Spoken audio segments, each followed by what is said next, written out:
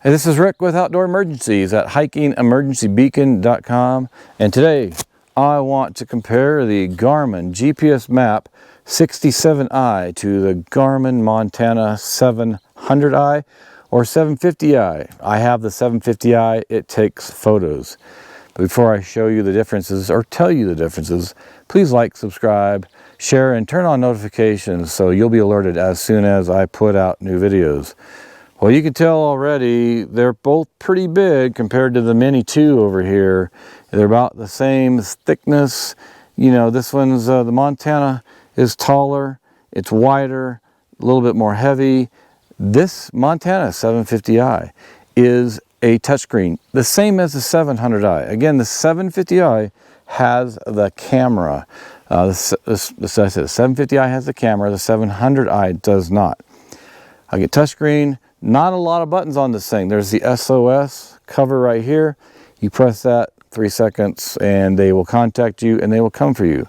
There's the power button right here, and then you've got some kind of, well, this here is it's the USB device. It's not the USB device, but you plug the cable in here and you can charge and you can get updates, download maps and all that. I don't remember the name, what they call that, but you know, whatever. And then back here, there's some kind of mount right here on this cover here. I'm not sure what that is or what it's for. Again, this is pretty new. There is the battery right here. You can take this battery off. You can get a second battery or third battery if you want, or you can carry a portable charger. But I will say right here, well, the camera's right there.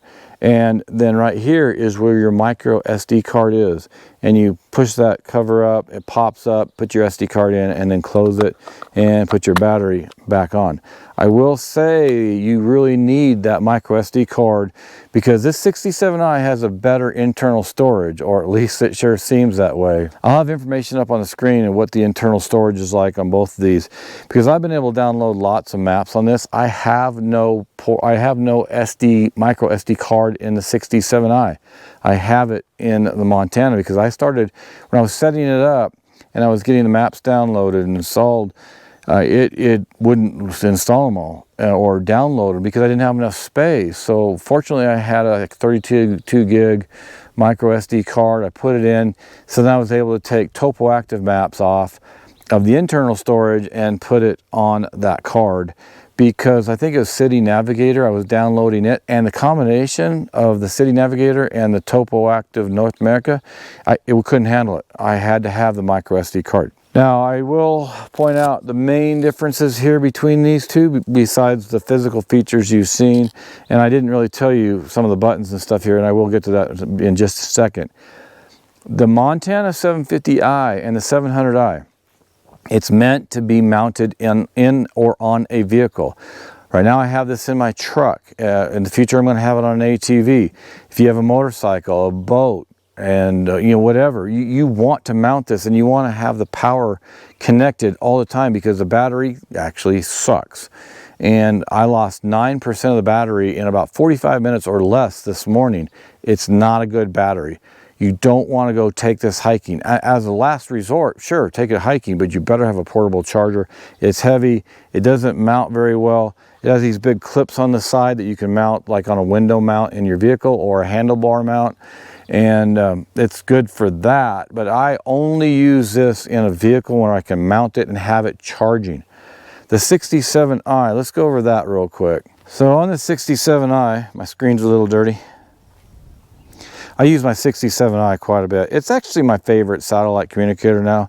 The Mini 2 used to be my favorite, but it's a standalone device. It's faster, it has a faster processor. I don't know if it's a faster processor than the Mini 2, but when you're using this as a standalone device and you're zooming in and out on the map and panning around, it's so much faster compared to the older 66i. That didn't get around, or you couldn't pan around very fast. This really pans fast. So on the 67i, the menu system is very similar to the Montana 700i and 750i.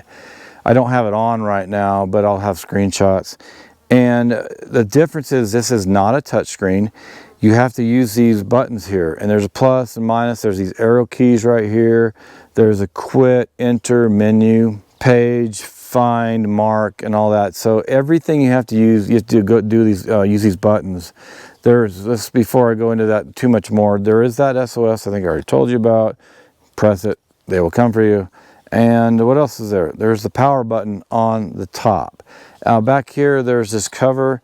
This is where you have the port that you can charge, update maps, all of that. There is a flashlight right here. So that's really the physical differences. So when you have the menu on or the device on, you have to arrow around, and then you have all the menu pages.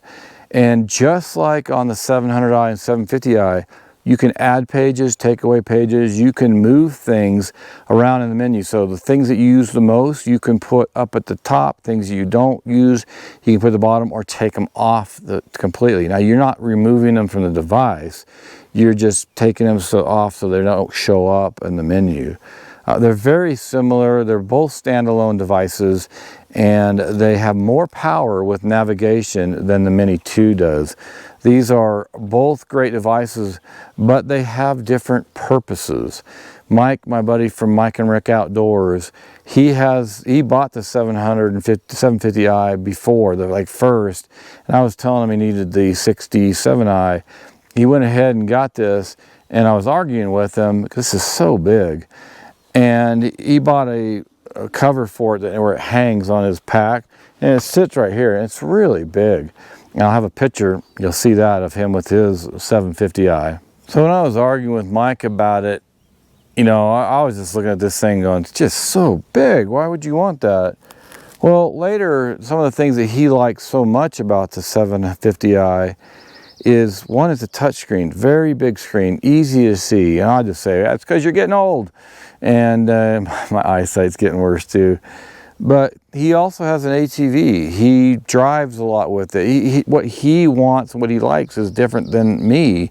I do a lot more day hikes and things like that, and so I want these smaller devices. He mounts his, and he doesn't care about how big it is. So everybody's different. You know, there's no right device for everybody. So I will always do my best to give you advice and help you find the right device for you. Man, let me leave a comment below. If you got any advice, tell me about how you use yours. I mean, do you have multiple devices? Do you like one versus another, or a different brand? Because there's like ACR Bivy Stick, there's Somewhere Global Hotspot, Spot. Somewhere Global Hotspot? Yeah, I think that's what it is. Spot, Spot X, and then there's Zoleo. So if you got questions and if you have different preferences, I always will do my best to point you in the right direction. Personally, the Garmin's are my favorite. The 67i is actually my #1 satellite communicator, followed by the Mini 2.